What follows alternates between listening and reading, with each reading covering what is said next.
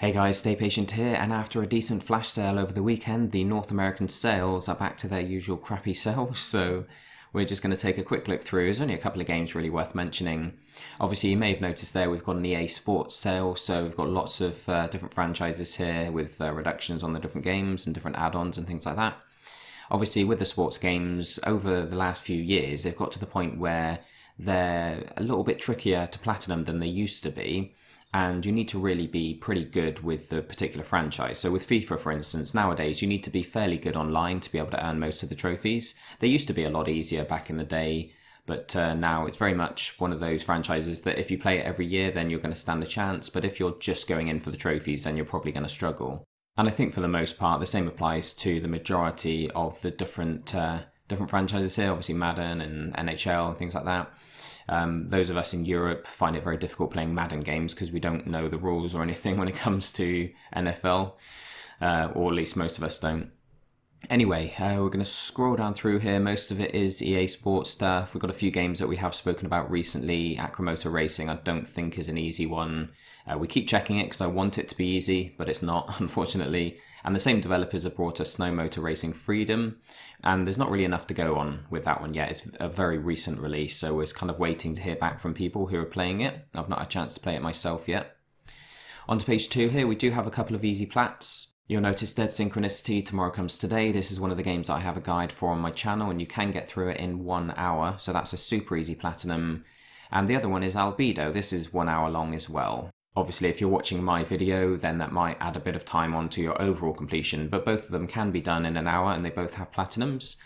Just a little side note that Albedo has also had a Japanese version release, which has its own trophy set as well. So you have 3 platinums you can earn from this now, the European one, the North American one, and the Japanese one, so you can triple up if you fancy putting yourself through the pain of playing this game 3 times. What else do we have on this page? Oh, we've got SSX. This is an awesome game. I love this. It was like a 7 or 8 out of 10, if I remember correctly, on the voting threads and things like that, so it's not an easy one by any means. It's actually quite a difficult platinum. The most annoying trophy, though, is one that requires you to play a global event, like an online event that's been played by 50,000 other people. Now, that was way too ambitious even when the game was first released, because there was nowhere near that amount of people playing any of the events. And what they've done is, obviously back in the day, they kind of put a load of AI in, or they sort of boosted the numbers manually so that people could get the trophy. But nowadays, I believe that if you just play any online event, any global event, it will pop that trophy for you. It's not actually a trophy, sorry, I keep saying trophy. It's like a part of a trophy. It's actually a badge that you earn in the game. And one of the trophies involves getting every badge or whatever it is. You need to basically get that 50,000 riders, participation sort of badge to count towards one of those trophies. So nowadays, it is a lot easier. You can just play online and you'll pop that one. There are other online-based requirements, so you can actually boost it. It's not really racing against people. It's sort of setting ghost times and things like that, setting points or scores in different events, and then having friends of yours play against you and lose, basically. So winning, with other people racing against your ghost, you win or whatever. Like, there's lots of different kind of ways in which you get progress towards trophies while you're AFK, but you can obviously boost those because you can just set up a second account and go in and sort of lose against yourself over and over. And there are other little bits and pieces like that where you leave tokens around for people to collect, and you can do that again by just signing into a second account. But it is a tough platinum. Obviously, if you're a big fan of SSX, which I was going into this, then you might want to check it out. It's only on PS3, obviously. It'd be nice if they brought out an SSX on PS4. That'd be awesome.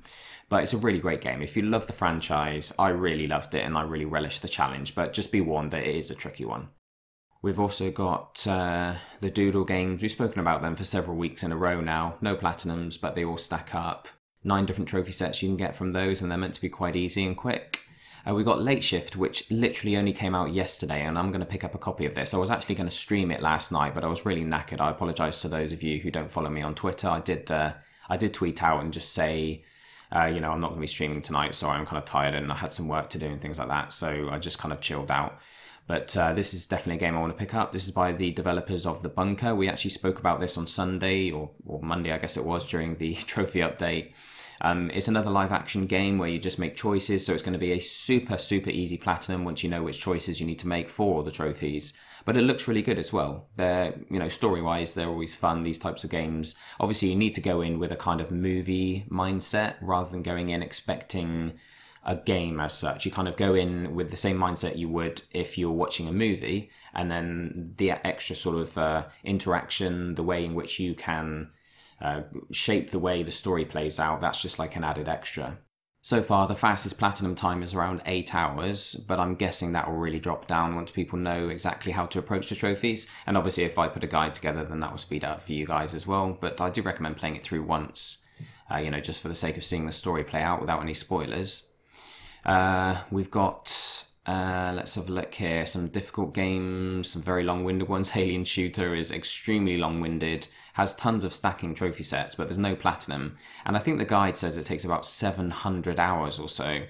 There are some games with unobtainable trophies as well. I think 8 Days is one of them. And I think possibly Wonder Yar as well. 8 Days has a platinum, I don't think Wonder Yar does. But I believe both of them have trophies that can't be obtained as of now. Hopefully they'll get patched at some point. I think they're very difficult anyway. On this page we have a few sort of non-platinum games, basically all the same stuff as we've seen over the last couple of weeks. The only two really worth mentioning are Mahjong, or Mahjong, however you pronounce it, and Royal Defense. They're both very cheap, and although they don't have platinums, obviously they do have trophies, and they're very easy as well. They're around a 1 out of 10 each. They do take between 6 and 10 hours, so it's quite a lot of time to spend for just a few trophies. But if they're your kind of game, if you like these sort of franchises, or these genres, then you might want to check them out. But that's basically it, guys. We've gone back to normal, as I mentioned, back to the very poor sales. I do feel sorry for you in the US. I really don't know why they do it like this. I don't know why they include so many themes and avatars and things like that. They don't do that in Europe. You go through the European store and there might be a few at the end, but on the US store, the sale includes several pages. In fact, there are far more sort of little add-ons like this than there are actual games. So I really don't understand their thinking behind that, but hopefully we'll get another sort of weekend sale or some special sale at some point. But either way, thank you very much for watching, guys. Don't forget to like and subscribe, and I will catch you all very soon. Cheers.